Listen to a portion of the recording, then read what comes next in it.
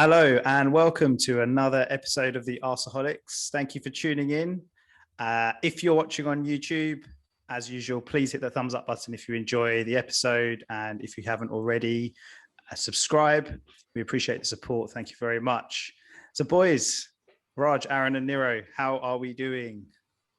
Amazing. Fantastic. Amazing. Yeah, very good. Come on, you guys. What a day to record a podcast, eh? I know. Happy days. Probably going to be our best one yet, hopefully. Yeah, this is So it. Arsenal... It's not going to get better than this, right? Like, it's the peak. Recording straight after a win. Hopefully we can say some like sensible things, right? I'm sure we can. I'm sure we'll be able to. So Arsenal 2, Tottenham 1. Very well-deserved win for the Arsenal today, getting one over on Jose as well, which is always nice, even though we haven't done it very often in the past.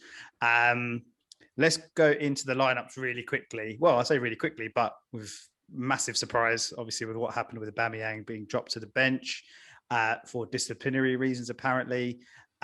Cedric played at right back.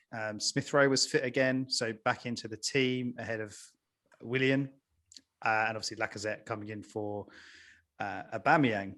So what were your thoughts when you guys saw the lineup and saw that Aubameyang wasn't starting today?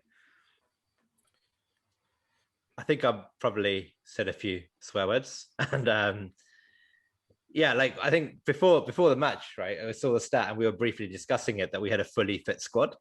And then Myers, I think you were joking, right? You were like, we'll find a way to mess this up and get 2 or 3 injuries. And then lo and behold, our captain is dropped for disciplinary reasons on the day of the North London derby. Like, how it's just so typically us to have something go wrong when we're doing all we can to avoid things going wrong. But like when it came out, first of all, it came out and it wasn't clear that he was dropped for disciplinary reasons. I thought, maybe he's being rested, maybe there's some weird tactical reason why he's doing it, but I couldn't really think what that tactical reason might be, because this is Spurs at home, you play your best team. And then obviously it came out that he was dropped, and then the story came out that he was dropped for being late. And I think rules are rules, right? And with Arsenal, we've over the last 5 or 6 years, we've built a bit of a culture where we accommodate players.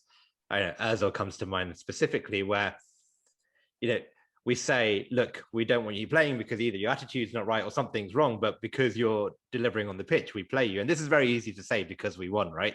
But I honestly think even if we got smashed 4-0 today, it was the right decision. If a player does something wrong and they break the rules, you kind of have to drop them, because even though it punishes the fans, it punishes everyone.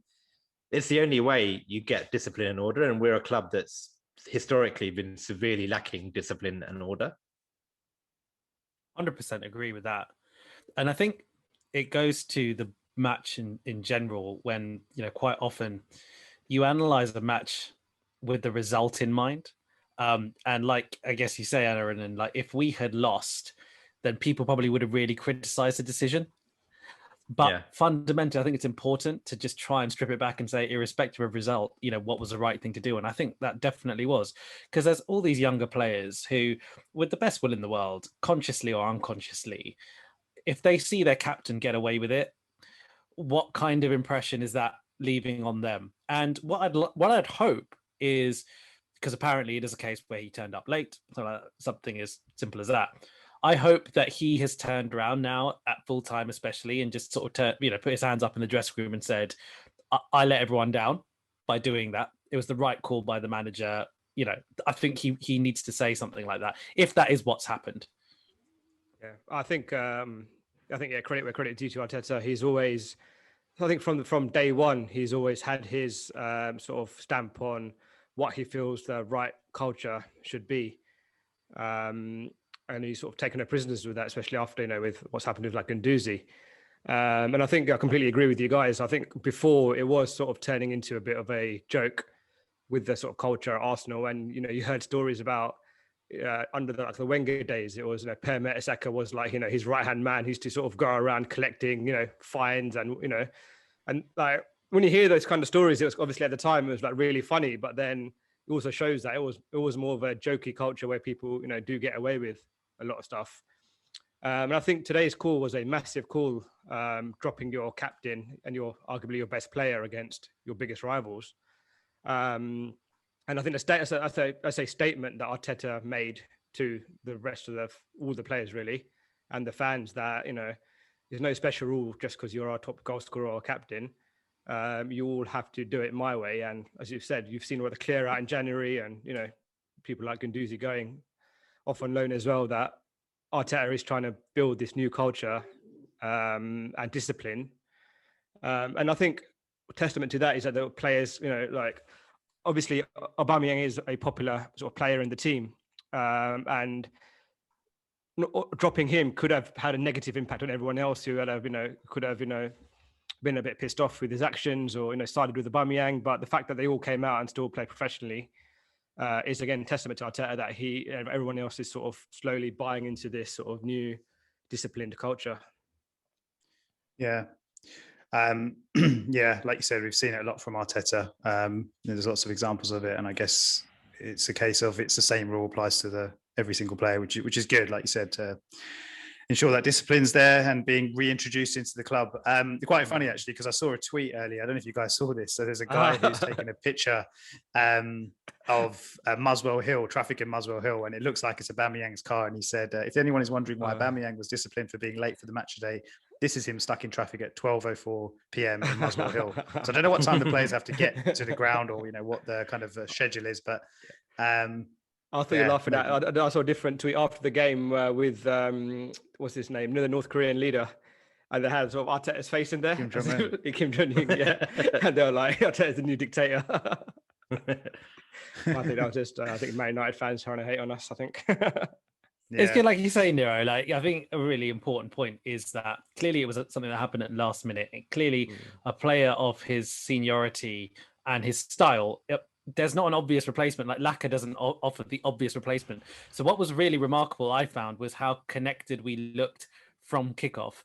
How everyone played like we had been rehearsing this unit, when clearly it wasn't. Clearly, last minute dropping your captain, your team have to react, don't they? And they did. And that was such a really pleasing point, actually. And people will say, look, it's easy to say when you've won that you blame you praise Arteta for doing the right thing, but I honestly think if we had lost, the blame wouldn't have been on Arteta for dropping Auba. It would have been on Auba for being late, because I think there's a huge acceptance that this club has been, from a disciplinary point of view, been drifting, and the standards have been drifting for so long. There just needs to be that acceptance of like rules are rules, and you follow and you step in when needed. Yeah. Okay. Do you think? Sorry, I was just going to say. I know obviously it was more of an impact on our sort of starting lineup and just attitude for us players. Do you reckon psychologically it would have had any impact on the way Spurs approached the game? Thinking they're going to obviously throughout training and their match preparation would have been, we've got Aubameyang here, how to deal with him. The fact that we had a completely, like I said, different type of player, which is Lacazette, to Aubameyang starting. Do you think that would have had any impact from Spurs' side in terms of their match preparation and how they started the game? I think I was going to say, it's obviously it was quite a late call on Aubameyang, so I'm not sure how much. I mean, in terms of preparation, no. Possibly, maybe there might have been a tweak, or maybe Jose might have said something to him as they came out with the coaches. But even if it's almost like I don't think Lacazette had a particularly good game, so I don't think he really caused them too many problems. But the instructions to the players would have changed last minute, right? How you defend against Aubameyang versus how you defend against Lacazette. Yeah. I think that probably, if Aubameyang's like our Harry Kane equivalent, right? If it was a like for like thing, and if the Arsenal defenders at the last minute found out Harry Kane wasn't playing, they'd be ecstatic. I think they'd go in with an extra step of confidence. So, I'm sure it had a really positive effect mentally on the Tottenham players, particularly defenders. I think they may have thought, at this level, I think it's a good point, Nero, but you assume at this level, defenders are so professional that they have, really prepared for the event, for the possibility of any striker that they're going to face in that game and any situation, and they would know what Aubameyang's like, they would know what Lacazette is like. You would assume that, and I think to Mize's point as well, given it was such a late change for us, we probably didn't make any change to our system. It was probably just let's go as we trained, and go for it. And but hey, at the end of the day, I mean, it just felt like there was a clear plan from us and a clear plan from them at the beginning, wasn't it? We were going to attack and they wanted to defend. That was it. Yeah, exactly. Yeah, and it was quite a similar pattern to the time when we played them in December, in terms of we came out, started really well, dominated the game, dominated possession without really creating much in terms of clear-cut chances. Obviously, ESR had that long-range shot which hit the bar. Quite unlucky with that. But in terms of their goal, came at a time where, we were dominating, deserved to be in the lead, just on the basis that we were dominating the game, but again, just not creating enough clear-cut chances. And their goal was a complete kind of sucker punch from that perspective. Again, very similar to the first game, or to when we played them at the Lane. Obviously they didn't really hit us on the counter, but what a goal from Lamela. Aaron, and you said in our chat during the game that you thought, what did you say? It was lucky. Did you say it was lucky? I used the word jammy, right? Jammy. So I think so my point is, it was just so typical that he did that in a game where we had been dominating up until that point.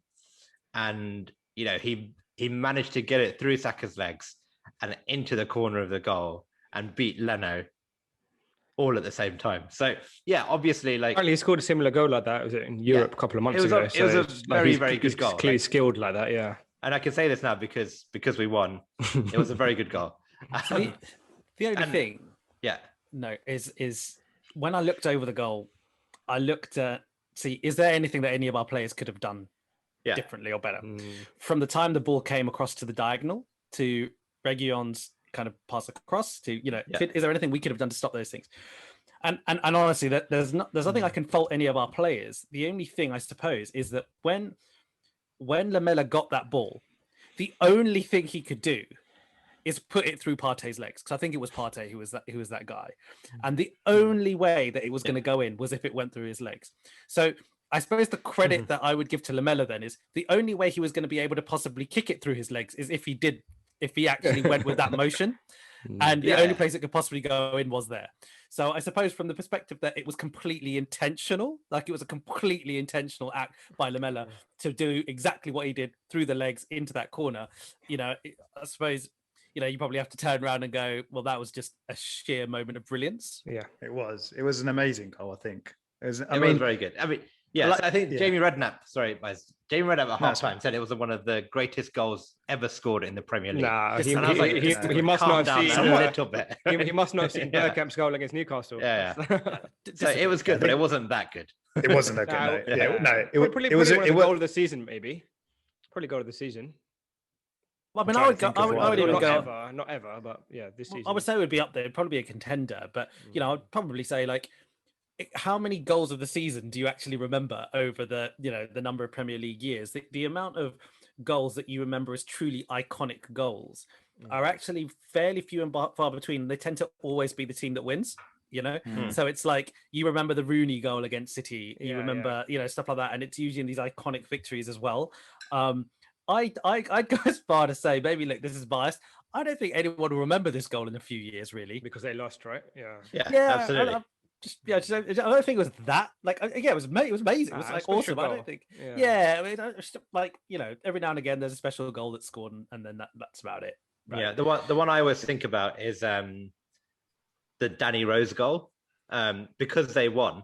When Danny Rose scored that volley or half volley against us all those years ago, when I think he was making his debut or something like that. It's only because they won people know who Danny Rose is. If that doesn't go in, Danny Rose doesn't have a career. Rooney against us. It's a bit harsh, I think. We kicked off his career, Rooney's. Yeah, Rooney and Danny Rose, two people who we've single-handedly helped launch their careers. Yeah, and Rashford, I think Rashford's first game was against us and he scored 2 goals. We're actually quite good at this, aren't we? We're good at launching careers of players, Yeah. Okay. So unfortunately, we're 1-0 down, and we're probably fearing the worst. Where we're thinking, God, this is going to be a repeat of the game at the Lane. Bit of a snatch and grab from Spurs. But we hit the post shortly after that. Cedric hits the post.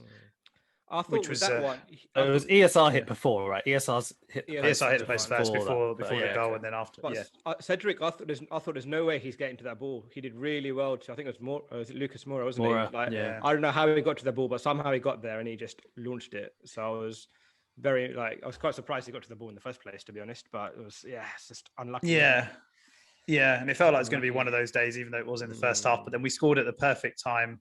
We were killing him down that left hand side, our left hand side. Tierney, ESR, Doherty looked rubbish, to be honest. Yeah. Like I was saying, I was saying at half time to you guys, I think Jose might haul him off if he had a better right back on the bench, but it was Aurier.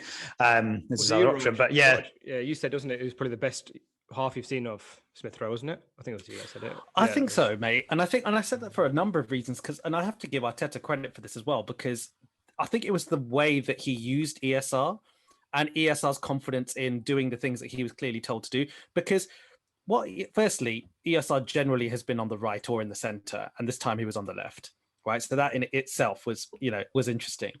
But the other interesting thing was how he was trying to pull Højbjerg out of different positions. So it wasn't just the left-hand side, with regards to Doherty that were a mess. Like Højbjerg was all over the place because ESR was kind of pulling him into positions that he didn't want to be. And all of a sudden Tottenham were getting all kinds of exposed down the left central side as well, right? So it was just a really interesting and really articulate way of understanding the tactical job that he had to do, I think, and the changes of pace that he was doing on that left-hand side, that's really, for me, probably his best quality. There's this change of pace that he has that I've not seen from an Arsenal player in a long time. It just comes out of nowhere. Like you don't expect it. And then all of a sudden he's in a really dangerous area and he's just very clever. So absolutely all kinds of problems. And I just thought it was such a mature display from him. Yeah. And the thing is, when he gets to that position, he always picks out the right pass as well.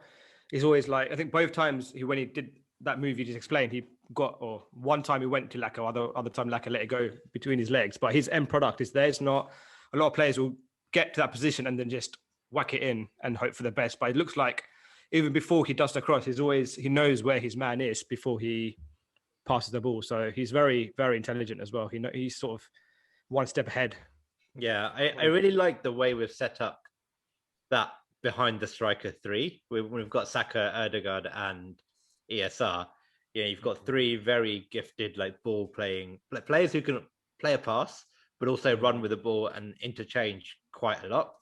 And it's a shame Auba wasn't playing because I think those three really bring out the best in a striker that can get in the box and take those chances. Yeah. And Laka isn't really the kind of box dominating striker. So yeah, it's just really nice when you see them, that the way they were passing it, the way they were moving, they're all interchanging. It's clear that it was a plan that had been worked on, and it was a plan that was working as well. There are a lot of people who were surprised, at Gareth Bale in the first half. Given he's a fullback initially, in his career, surely he has to have some appreciation of the difficulty that Doherty was facing. Surely he could have helped him out more. It just seemed inexplicable that we were just absolutely marauding that side and nothing was done by him or, this is a guy. I mean, I'm not that surprised, but this is a guy that is clearly not that bothered about football anymore. Whatever you want to say about, he's back in the team and he's scoring goals. But I mean, look at the teams he's scoring goals against, and in the Europa League against random teams that they should be putting loads of goals past. And yeah, fine, he's in a bit of form, but I mean, you can just tell he can't be asked, basically. So you think it's that? You think that he can't be bothered? I don't think he's not fast. He's going back. He's on loan, right? He's going back to Madrid when pick up his paycheck or whatever's going to happen in the summer. And he's on something ridiculous, like 500k a week or something like that, right? Yeah. Well, who's paying for it? Real Madrid are paying for most of it, aren't they? I think Spurs are paying a big chunk as well. But no, you're right. I think even at full time, he didn't even look that upset that Spurs had lost. Like he was walking off smiling. I think he's a player which I'm very, very surprised Mourinho actually played him today and started him. Yeah, I was convinced that he would be on the bench because of this exact thing where our left side is where like Tierney gets up the pitch, and whoever was going to play on that side, whether it was ESR, whether it was Pepe, or whether it was Willian, and if Auba was going to be out there as well, that was where the danger was. That was always where we were going to score from. And I thought Bale would have been a much better asset to bring off the bench because having lost Son, they kind of had to keep him on for as long as possible. And then the minute they took him off, they didn't really have anyone else to bring on. So I was very surprised. I think Mourinho was believed the hype a bit too much, if anything. And, I think he probably regrets that decision. Good. So the Odegaard goal, as you said, we were strong down that left-hand side. ESR, Tierney causing all sorts of problems, and it was Tierney with that burst of pace actually down the left. It's Doherty beats, I believe, pulls back a really good ball. Odegaard gets lucky, doesn't really hit it that well, that cleanly, deflection, it goes past Lloris, and perfect time to score, as we said, to go in at halftime 1-1. Anything else on the goal? I think I'd say it's a feature of our play now, which is getting better and better. Every game I watch is how many people we get in the box. And that cutback, again, there were plenty of players in the box and they all wanted it. They're all in different areas, different zones. So the ball could end up in a number of different places and we've still got a chance. And we deserved that luck, right? That bit of deflection. We deserved that at that point. And you've got to hit, what was still surprising when you look at the match stats is actually, I think we had twice as many shots as they did. I think we had 13, they had 6, but we both only had 3 shots on target each. And so something maybe we need to get better at is just hitting the target, because at the end of the day, anything can happen. And I think with Odegaard, all he did there was gone, I'm just going to try and hit the target. It's deflected, it's gone in, That's why he arrived just at the right time as well, didn't he? Sorry, no, I was going to say that's why I was frustrated at half time. Despite us playing really well, that we had 10 shots on goal first half, and only that goal was the shot on target. So although we are creating chances, we do need to become more clinical. And I know that Lacazette was guilty of a couple there. I know we hit the post twice as well. But even if you include those post ones, still 3 out of 10, it's still not a good conversion ratio into hitting the target. And yeah, like Lloris has been a bit suspect recently as well. So it's always such a good idea to just hit the target and sort of, like I said, just, create the best chances, really. I think the other thing which is quite nice is that, the last 2 games we've had goals from midfield, which is something we've lacked for years. Like since Ramsey left, really, we haven't had goal scorers coming from the middle of the park. Yeah, and I'm not expecting El Neni to work. Partey's trying, mate. He's trying every game to get that goal. It's not working. Yeah, he is trying so hard. So it's just nice to have. If I was Arteta, I'll just put Partey with El Neni for a few half an hour a day, just to teach him how to shoot. How funny would that be in training this week? Thomas, I've got a really good idea. I've got a great mentor for you. Yeah, that'll be so funny. But it is true, right? Like if El Neni has been working on his shooting with Steve Round, as even one of the commentators mentioned it today as well. If that's the case, listen, Partey needs to get on that, because clearly he's someone who wants to shoot.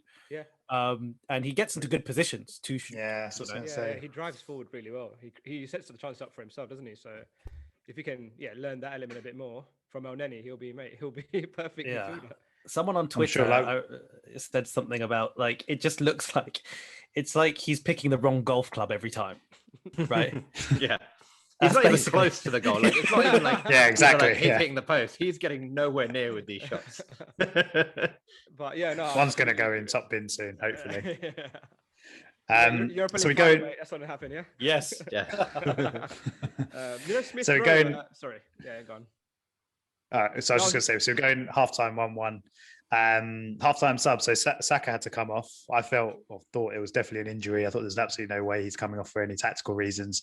Reguilon was on a yellow card as well. So like we said, Pepe's going to cause Reguilon all sorts of problems in a slightly different way. But you don't take off your best player in a North London derby unless you're sort of 5-0 up at halftime. So Must be some sort of injury, hopefully nothing serious, maybe just a precaution. But Pepe came on and made a big difference, had a really big impact on the game. Did what he likes to do, taking players on. He was getting to the byline. And obviously, he got the assist for the penalty. Really, really good pass, wasn't it? I was really, really impressed with that pass. Fizzes it into Lacazette, but waits it perfectly. But I was, really disappointed with what Lacazette did. Like, it just completely fluffed the shot, and he was so lucky that Sanchez decided to be an idiot and come in and just take him out pretty much. I mean, I was speaking to a couple of mates about the penalty, and a few of them said, there's no way there's a penalty. He's hit the shot, ball's gone, and then Sanchez has come in and doesn't matter, taking him out or whatever. Yeah, it doesn't matter. Yeah. That's not what the rule is. That's not what the rule is. Doesn't matter. And if that's outside the box, it's anyway. I listened to the post-match game as well. I think, to be fair, Lacazette said it was quite a lucky decision as well. Even on Sky after the game, they said that as well. Freddie Ljungberg, all of them were saying it's lucky. I think it's more because he swung and missed, and I think he ended up kicking. Although it was completely reckless by Sanchez, Sanchez didn't help matters for himself any. I think it's the way Sanchez comes in and just sort of reckless. But I think the idea was Lacazette kicked into Sanchez and fell. I think I probably I don't know. I think you're right in that you guys are right in the sense that, like, the pundits, a lot of these pundits did seem to indicate it was quite lucky. The bit that I don't understand is when Sanchez starts going for that tackle, Lacazette hasn't shot yet. Okay, so Sanchez has got no idea if he's gonna hit the target. He's got no idea. But whatever the case, he's gonna smash into Lacazette. He's going to smash into him. It's completely reckless. And that's what the decision was given for, right? It was completely reckless. He's just gone through in midair and he's just nailed him. And so given he's taken off before Lacazette's actually had the shot, it doesn't matter that Lacazette sliced it and it I don't think it's about slicing. I think the follow through, Lacazette then hits, I don't know, Lacazette then hits Sanchez rather than Sanchez. It's clumsy though from Sanchez. Lacazette said it was a lucky decision as well. So I think he's probably just embarrassed that it was such a terrible shot and he just got lucky to get a pen out of what was a relatively not easy chance, but a good enough chance. It should at least, it was an awful shot. And he sliced one in the first half as well, didn't he? So like I was saying, I just don't think he had a good game. He sliced one. He let one through his legs as well, or he let one pass him. Yeah, I think that was intentional though, right? In this day and age where everything is given as a penalty, like even the most minor, like micro touches are given as penalties, that Sanchez tackle is 100% a penalty to me. Like, it might have been lucky, the contact might have been engineered, whatever, but in this day and age, like, I don't even think it's doubtful. To be fair, we've given away softer penalties than that, so I think it's... And we've been unlucky just down the other end, right? We've not been getting quite a few, and we always say, like, between the four of us, we always say, why are they not, like, the players, why are they not appealing for this? Why are they not making a bigger deal of it? Why are they not going mad at the ref? So maybe we just got a bit of luck that came our way in some, possibly. But again, I think it was a nailed on penalty. It's quite funny, but it's just it's just funny that in Jose Mourinho's interview, and he was so. It's funny, really funny what he said, because he was basically just like, well, it's definitely not a penalty. It's obviously not a penalty, and the only people that I could understand if they thought it was a penalty are say Arsenal season ticket holders. If they're Arsenal season ticket holders. Has he been watching us? Let's check our subscribers. But not in a bad way. He wasn't not in a bad way. He was like, Arsenal season ticket holders, they're obviously passionate, so they can roast into glasses and whatnot. He goes, everyone else, they can't say anything. It was the way he did it, because he even pointed to the seats, because he was doing it on the pitch. He's like, those people who sit over there. those four guys. My God, I missed that. I wish I'd seen that. That's hilarious. But like, what I really wish is if the interviewer just said to him, yeah, but surely you as Tottenham manager, surely that's a reason for you to be biased. No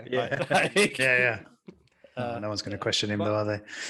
I think with Myers, with you're talking about Pepe's pass, but I think more importantly, the way it was a mistake that he created, wasn't it? I think it was Lloris kicking the ball out, and then it was his interception that he then turned into the pass.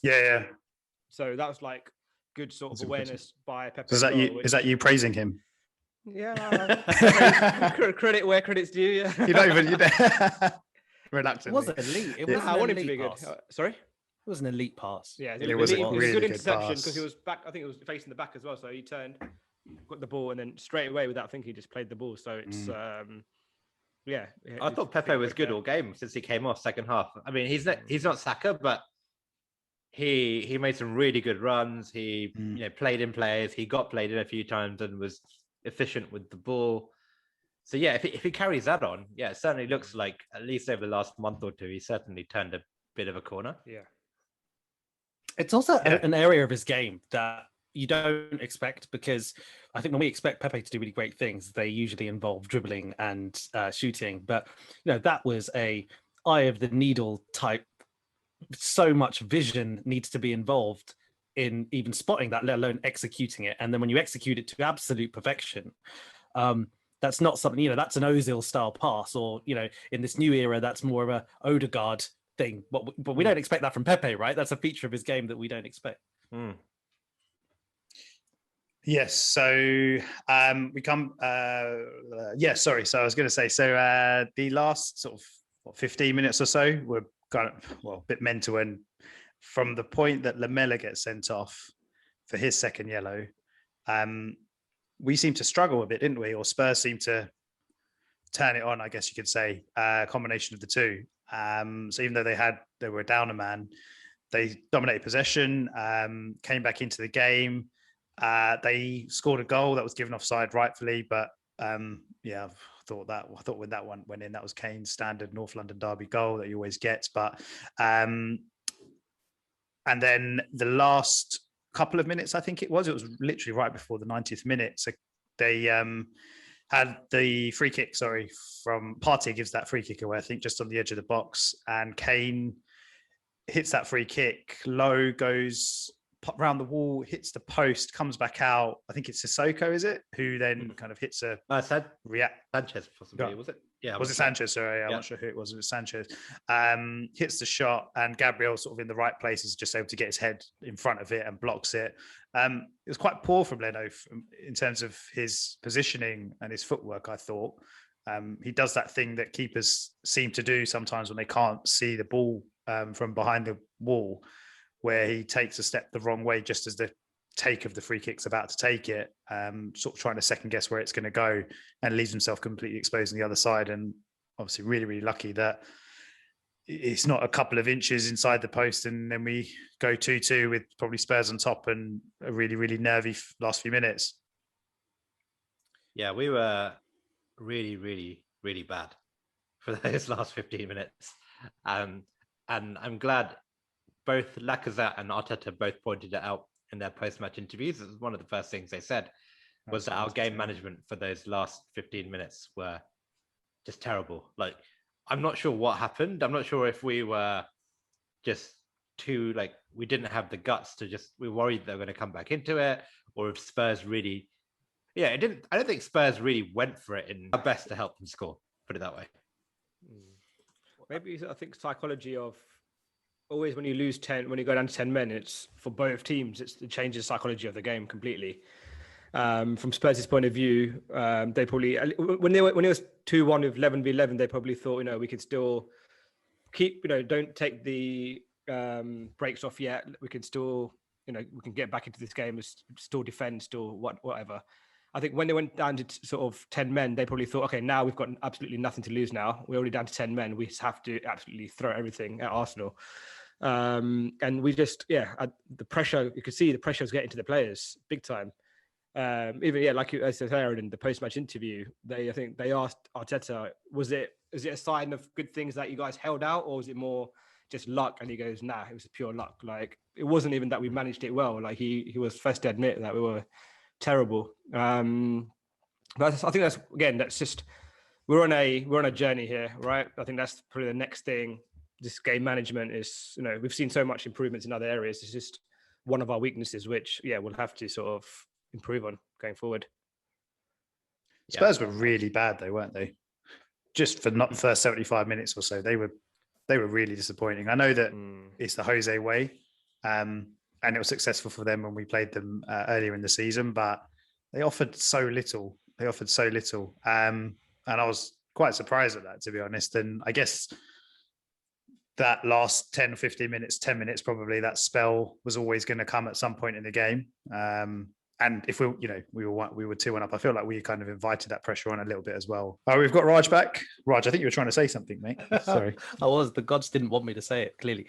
What I was saying was it's almost worth analysing the game from the point of the sending off, before the sending off and after sending off. It was just such a contrast, right? I'd honestly go as far as saying that if you look at the prior to the sending off, I would say that is the best tactical performance that Arteta has done at Arsenal thus far. From the perspective, I know we gave some very good tactical performances last season when we were beating teams that we probably had no right to beat in our stage of evolution. But what I was amazed with today is what he was able to give us: a system where we attacked with so much potency and domination. We had so much of the ball. We had so many numbers going forward.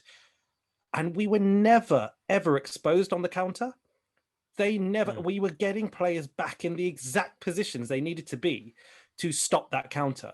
And so it was just magnificent from a tactical perspective. So I felt if there's anyone that can lose this, it's the players, right? Like it was just world class in how he prepared us, I thought. And then the sending off, my goodness, it was just everything was out the window. There was not one thing we did well when they went down to 10 men. And I think Nero made the point, right? It's like that can stop the fluency or whatever it is, both in the team that's obviously gone down to 10 men, but also the team that's facing the 10 men. And if there's ever a game in the history of Arsenal Football Club that you need to look at for evidence of how tactically it can really, really mess you up, that is this one. Because we were a shambles. Do you think it was tactical or was it mental? It was a bit of both, because I think from a tactical perspective, clearly they tried a few different things because they had to. And there wasn't anything systemically that we did to combat that. So it didn't look like we shifted anything or did anything or were able to, I guess, in our minds go, okay, cool, we understand what we have to do right now. And then I think there was definitely the mental bit that I agree where, you made the point of Partey not playing well, but also Xhaka. The stuff that Xhaka was doing was the Xhaka of old when, we've been a mess defensively as a structure. We've been a mess. And so that used to mean Xhaka did things like that. And it was all over again. All the bad habits were just there again. And everyone was rubbish, I felt. There wasn't anyone in that period that I thought was like, right, I'm going to do this. Maybe David Luiz, actually, he was okay. But did you guys notice I think I mentioned this in our chat, when ESR, or the point that ESR comes off, obviously I think the sending off made a big difference as well, but I noticed a loss of control of the game when ESR comes off, which is no coincidence, and I think that shows how important he is to kind of what we're doing at the moment and the way we're playing, and the control that he seems to be having on games at the moment. Yeah, I agree. I think ESR is the player that makes it all come together.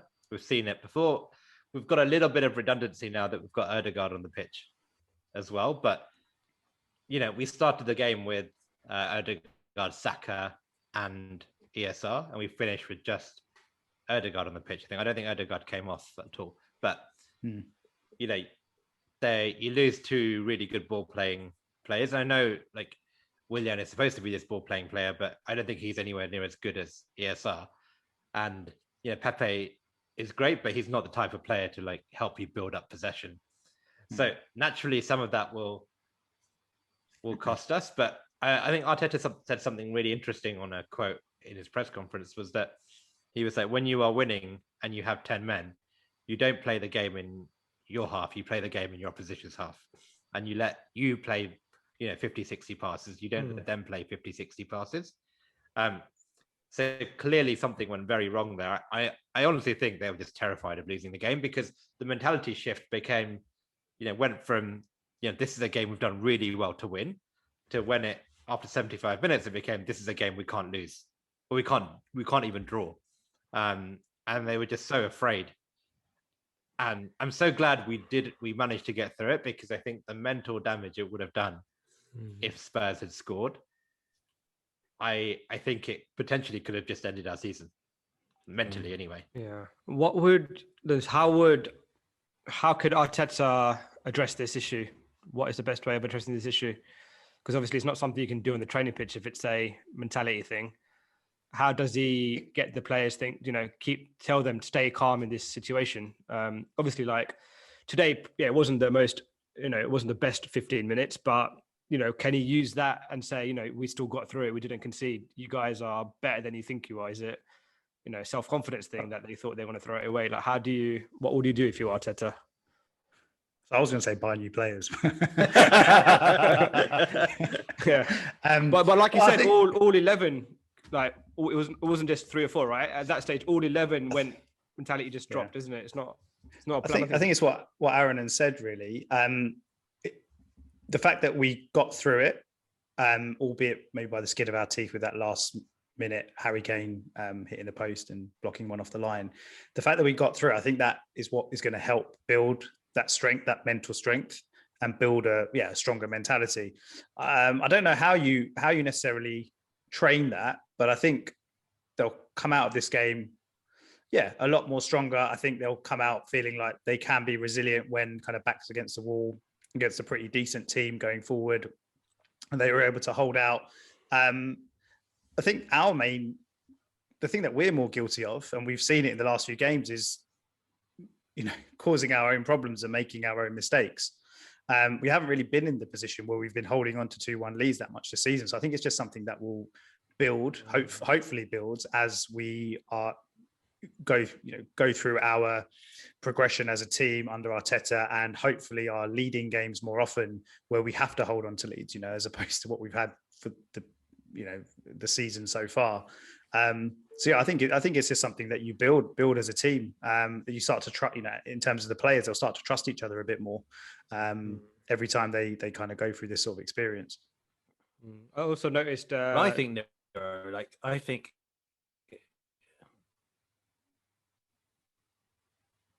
Sorry, Nero. What I was saying was, I think that it kind of goes a little bit back to what Aaron was saying, in that Arteta obviously was horrified at this. Like, you could tell from his comments that he was horrified. Do you know what I mean? Like, he really was not happy. So I reckon he's going to be really thinking about how we can avoid a situation like this again. And what I hope it's the case of is, it's as simple as almost just going through the tape with the players and just saying, listen, we are going to go over this period. I don't know how many times you want to go over it, but we're going to go over it. And we're going to look at every single thing that we did wrong and why it was a stupid thing to do, right? I hope so. And I sort of trust him to that point. I think that he will, because I think he would be saying to them, this is unacceptable. Yeah. Do you think the subs had an effect? Because, if you're the team and you see El Neni coming on, I think psychologically that means that we're going to shift to hold this game. And you've got Partey, you've got Xhaka, you've got El Neni. I wasn't sure where El Neni was playing. I think Myers, you also asked this question because it seemed he came on for Lacazette, right? Yeah, but that was the right move, though, right? That was the right move. Maybe a bit earlier. You were gonna was it like should you have not? 10 men. I know it's against Spurs, and is Arteta guilty of perhaps almost being a bit too cautious here? And we had Aubameyang on the bench. Could we have brought him on and just tried to get that third goal against 10 men? I think if you see Aubameyang come on with 75 minutes, after 75 minutes, I don't think Spurs go for it like they did. If we had drawn that game and he had brought and he didn't. This I think when this happened, I thought, why not happen earlier? Like, you bring on a holding midfielder in for a striker when you're back against the wall, right? You wouldn't. If it brought on Aubameyang and then we conceded, we would have been like, what's he doing? 100%. The thing is, we don't know what his plan with Aubameyang was. In the sense, maybe if we were losing and he was almost forced to bring him on, maybe he would have. But maybe he made the decision before the game, even though he started on the bench, he was just never going to bring him on for whatever that disciplinary kind of issue was. I get you. Yeah, I'm with Nero. I'm with Nero though, like, because I don't that in that situation, bringing in a defensive midfielder, it just seems like a very obvious thing to do, right? In the sense that if you're Tottenham and you need to score, it doesn't matter. If the score stays as it is, you lose the game. Yeah. So Auba coming on, you don't care if he comes on. Like, why does that matter? Like, but if you're bringing in a defensive midfielder on in place for a striker, as Tottenham, okay, there's going to be less space in the central midfield. That's annoying, right? You know that. But I think the point was I don't know how, but they had more space. Yeah. I think it's because we brought El Neni on, and I don't think we gave him a position. If we did, he was just running. I think honestly, mate, he wanted to score another wonder goal, didn't he? Arteta told him to come on and just told him to run. Mate, why bring on? Back to your point, Aaron, why bring on Aubameyang when you got El Neni, mate, with a shot like that? yeah, exactly. It was weird, but we got through it, and thank God we did. But Raj, sorry, just touching on your point, quickly, about you think Arteta's going to have that 15 minutes and replay the game and stuff. But it's obviously it's poor decision making, right? That led to all those errors. But back to the psychology and the mental aspect, it's decision making in a normal situation is one thing which you can train, but then decision making when you're under pressure is a whole different ball game, isn't it? And that's the barriers he needs to sort of try and break down to say, because clearly when we're playing a normal game, it's brilliant to watch. Like most players are now making good decisions and it's attractive football and it's enjoyable. But obviously when the pressure hits, it's just something clicks in their heads and then they start, faffing around, making mistakes. And as I noticed with Leno today, a few times today, more than he's done before, he started hoofing the ball out. So maybe again, that is probably one of those things which I don't know if this happened, but it could be if we're under pressure, just hoof rather than, because clearly I don't trust enough to pass it out under pressure. Well, maybe he didn't trust himself, or maybe there was a bit of doubt in there from the last couple of games and what's happened. Yeah, I suppose back to the thing of dealing with pressure, we need to be dealing with that better, which is not something you can teach.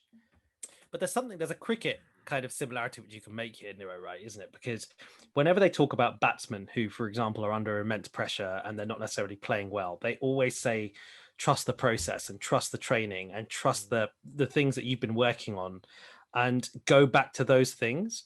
And I wonder if one of the things Arteta needs to say to the players in that is that you know what to do. We've been training all this time. We're drilled. We understand our roles.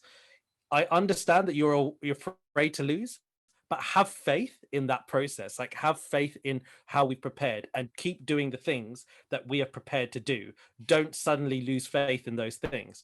And I wonder if that's how he might approach it. But then do you think, I know Mike joked about buying new players, but do you reckon maybe we do need to buy because last 15 minutes, there's no leader on the pitch. There was no leadership at all. And that's why everything just fell apart. Maybe do we need to start buying players with that leadership quality that could, rally up the players and be like, guys, calm down. Let's, stick to, like you said, as you're saying, stick to what we know, stick to. Maybe that's what we need, a proper leader on the pitch. Well, that's what Xhaka and Partey is supposed to be doing, right? They're the experienced professionals, but Xhaka was jumping into tackles and Partey was just kicking it out for a corner. So that's where you want Partey to just be in there and just be like, I'm going to shut this game down. Yeah. And hopefully this, it was a one-off and actually, this is exactly the situation where you want a 50 million central midfielder who's played for Atletico Madrid on the pitch. And he doesn't come across to me as the kind of player that's going to calm things down and do all of that.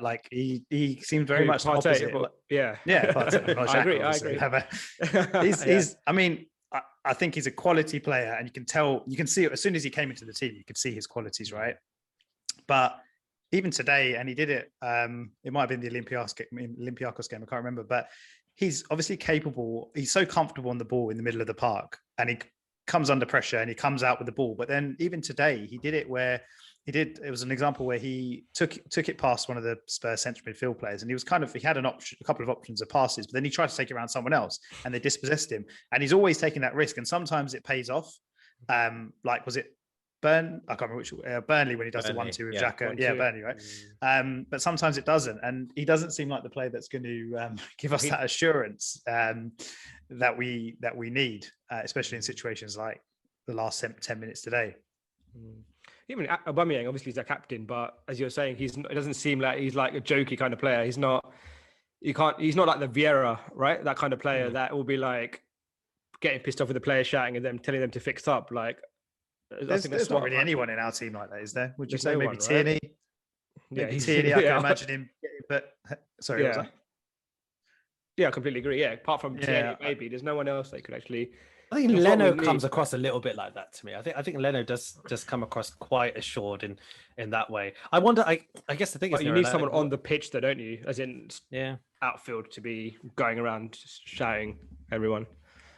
it's tough because at the moment we're having, we've got this young team essentially, and there's lots of benefits from having this young team, and we know that they're going to potentially be a team that can go on for a long time. And if I think about where do we need, and I suppose leaders don't have to be old. It's not necessarily about that, I guess. But I'm trying to think where the obvious places that we need a player like that, because I can't see us making a new signing at centre back. No. I can't see us, left back is sorted and rightly so for many years, hopefully. Right back, maybe I wonder if we try and go in for someone who is more of that type of leader. I don't know. Yeah. I can't, I think we can go back and have a much longer conversation about transfers. Obviously, I can't see where we would be able to inject perhaps that type of player that you're referring to. Central midfield. Central midfield. Xhaka's replacement. Yeah, Just true. or just like a better El Neni, like someone who, like, I know it didn't work out with Torreira for various reasons, but someone like Torreira who you come in, have a tackle, put a tackle in, and just sit, and will add a bit of comfort to that defense. Well, if we had an Arteta right now, as a player Arteta right now, that's what we need, right? That kind of player. Yeah, we need a big Arteta. Yeah, we need Arteta in midfield. Tell him to get his food. He's not that old, is he? Yeah. Okay, so I just wanted to quickly just mention as well, because it kind of didn't, well, not surprisingly considering who it was, it didn't really get mentioned very much or discussed very much, but Harry Kane, his, can't even call it a challenge really, on Gabriel. Don't know if you guys remember this. I think they replayed it once. Again, they didn't make much of it because it was Kane. I can't begin to think what the reaction would have been if it had been a Xhaka for us doing that. But I've just seen a replay of it again on Twitter, and it's just unbelievable. Like, he almost takes his head off. And I'm not exaggerating. The way he goes in, his elbow's up. It's not up, but it's up in the sense he's sticking it out, clearly trying to just take Gabriel out. And again, it's one of those where you want the Arsenal players, without sounding like I want us to be like how United used to be, where under Fergie, where they obviously used to put loads of pressure on the ref in a sportsman-like way. But at the same time, there should be players, and this probably comes back to lack of leadership and lack of players, like, grabbing other players by the scruff of the neck sort of thing. And you want players to go up to the ref and put a bit of pressure on him to say, like, what the hell was that? Because obviously VAR would have seen it as well. But it was ridiculous. I've just seen it again, and like I said, it's unbelievable that nothing happened. Like, I don't think he got booked, right? That nothing happened. No, nothing happened. Yeah. It stinks of privilege. He's doing, it's easy as an Arsenal fan to just turn around and go, Harry Kane dirty and all this kind of stuff. It's easy to jump on that bandwagon, but the overwhelming evidence is it's not necessarily a case that is he dirty or not. I think it's just the things that he does, he gets away with. And some strikers do similar things, but they get punished. Fine, they might get it off every now and again, but it's pervasive with him. It's a pattern. He gets away with this stuff all the time. And I know that there's been a history of, if you're England's best player, England's captain or whatever, like, let's go back to Gary Lineker. There was always that joke about how Gary Lineker would need to shoot someone on the pitch to get sent off, right? There was like a whole joke about that. But he is a bit of a darling in that way. And it's really annoying because you're right, Mike. It's like, that was dirty. It kind of typified how Tottenham were playing at that time. Yeah, everything they were doing just seemed to stink of Hatchet Man kind of, it was just really, really physical, over the top. But yeah, he totally got away with that one. That, like you say, that was really, really out of order. Yeah, Spurs have again, Raj, I know you said it's very easy to do this bandwagon, but I'm jumping on this bandwagon fully. I think Spurs are actually a very, very dirty team. It was worse under Pochettino, where I think they would go out and if they couldn't win, they would systematically foul and dive. I actually think under Jose, they do it less, but a lot of that is still there with Son. Son does it, Dele Alli does it, where they get away with so much. And then Kane is like the epitome. Like, he epitomizes this. Like, I will foul and I will cheat. I will dive. I will like do anything I can. And 9 times out of 10, he doesn't even get a booking. Sometimes the 10 doesn't get a foul. Yeah. But is that something? I completely agree with everything you guys have said there. But is that something? Not all of it, obviously. But is that something we need to build into our game a little bit more? And like Oh yeah, absolutely. Man City's like, they're so smart when they foul, like off the ball fouls. They break up play. They're really good at doing that. I think we're too clean sometimes, which goes against us. And I think we do need to learn to be a bit more dirtier and a bit more sort of smarter when we're doing our fouls. It's not even that. Just appeal to the ref. Like there are so many times we must be the easiest team to ref because like refs just get no abuse from any of our players. We accept. It's like we're playing rugby or something like that, where they just listen to the referee. And like part of me is like, yeah, that's great. Like we should play the game the right way. But there are so many times where I'm like, that was a foul. Go and say something to the referee, because if you don't say anything, they're just going to let put the pressure on the ref, because then at least you might get the next one or the next one after that, and we just don't do it. It's really frustrating, isn't it? All right, guys. So, well, let's not take away from what was a fantastic performance from us. You think we lost? All right, guys. Let's have a look at the league table after that win. So we now on 41 points. We are 4 points behind Spurs. 10 games to go, and we've got West Ham away next. It's a very misleading table still. I think it's going to be really difficult. I was looking at this before the segment, and it's one of these things where it feels really good. Obviously, we've won today, and obviously it's a good thing. But if Liverpool win their next game, which we assume that they do, then I think they go 7th with 46 points. So we're on 41 points at the moment, right? They'll go higher, I think. We're 2 points behind them with then we'll go. They'll go 46 as well. Yeah. So then if we beat West Ham, okay, then I think we go to 44 points. And then depending on what happens between Villa and Spurs next week, that might be enough to move us to 9th. Okay. And then if we beat Liverpool, then we'll go to 8th. But it might be 6th or 7th, depending on what the other teams do. But they've all got winnable games.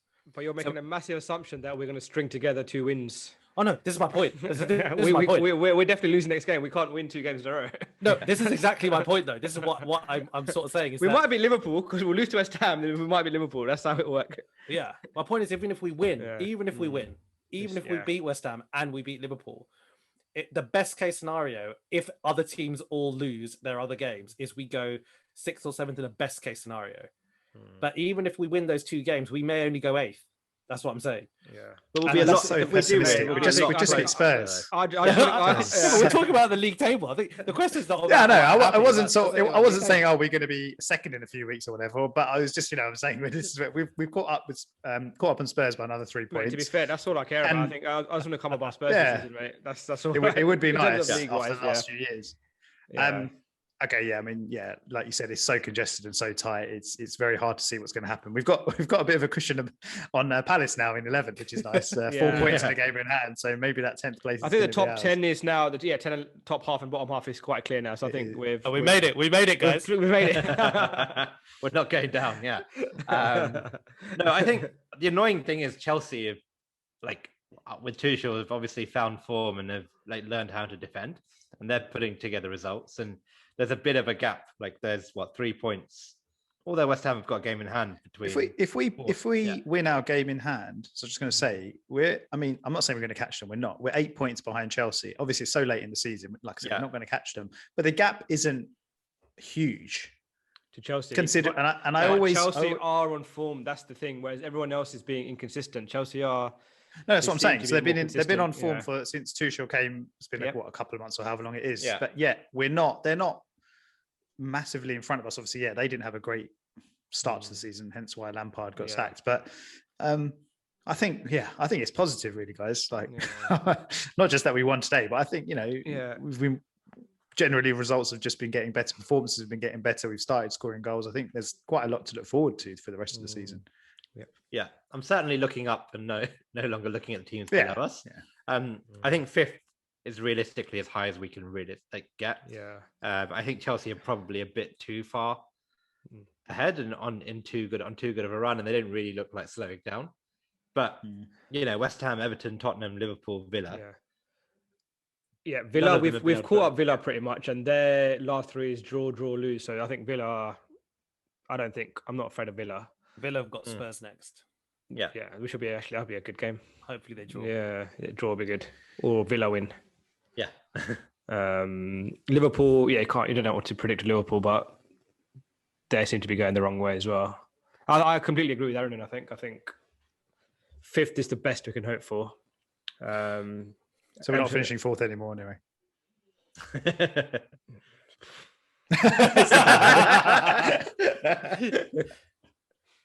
He wants to say this.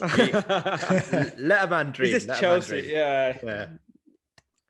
Could happen. Could happen. Yeah. I think a big positive for me is if we look at Leicester, if we look at the Benfica game that was before that, and we look at today. Recently, basically, what I'm saying is we've been in losing positions and turned them around a few times recently, and that's really cool, right? And these aren't easy teams. Leicester aren't Leicester are going through a bad patch, but they're on paper not a bad side. Tottenham are not a bad side. Benfica is a big game.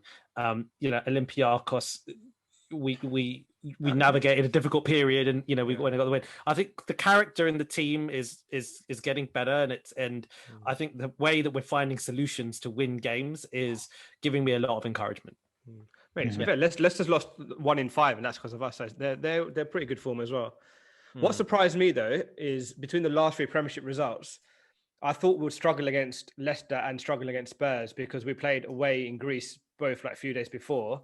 And I thought, Burnley should be the good one because we had a week rest in between the Leicester game to Burnley. So it's just really inconsistent. After traveling away, we're coming and beating big teams. And then we had a week to prepare for Burnley and drew that game. So it's just so hard to predict what's going on at the moment. Okay. So you mentioned Olympiacos, obviously second leg coming up on Thursday. And you guys talked about the West Ham game as well following that. So might influence Arteta's thinking in terms of team selection for Thursday's game. May look to rest a few. Obviously, Saka picked up what's probably an injury today as well. 3-1 up from the first leg. What do you guys think for the second leg? We'll just go around and maybe do predictions and thoughts on what you think the game's, how the game's going to go. And Nero? I think Aubameyang hopefully should be back for that game. He'll be fully rested now for that game. I think Arteta will still, he'll be professional and still try and put out a sort of strongest possible team. I don't think for 1 minute he thinks that we've won this cup tie. So I think he's going to put out the strongest possible team he's got. I'll probably say 2 will concede. So 2-1 to Arsenal, and then win. We'll go through to the next round. Yeah. Aaron? I'm actually going to go for a draw on the night, just because, as Nero said, we seem completely unable to string together a series of wins. So let's get the draw out of the way in a game we can actually afford to draw. And I think Olympiacos will try and score. We'll probably get one back, and then we will play it cautious and do enough to stop them. So I think it could be quite nervy for us, unfortunately. Completely agree. I think it's going to be 1-1 against Olympiacos. I think for a couple of reasons. They're obviously going to come in with nothing to lose, and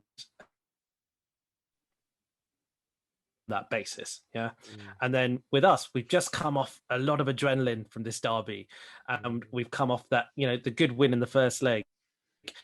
West Ham coming up, I think it's going to be hard for our players to really get themselves to that gear, and so I think it could be quite nervy. And I think 1-1 I'm going to go for. I bet they'll probably watch this game and their tactics probably come in first minute, get someone sent off, play 10-11 and just go for it.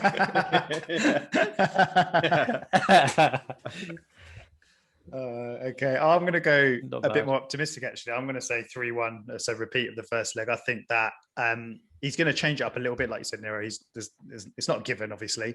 There's still 90 minutes to play and anything can happen, as we know from last season as well.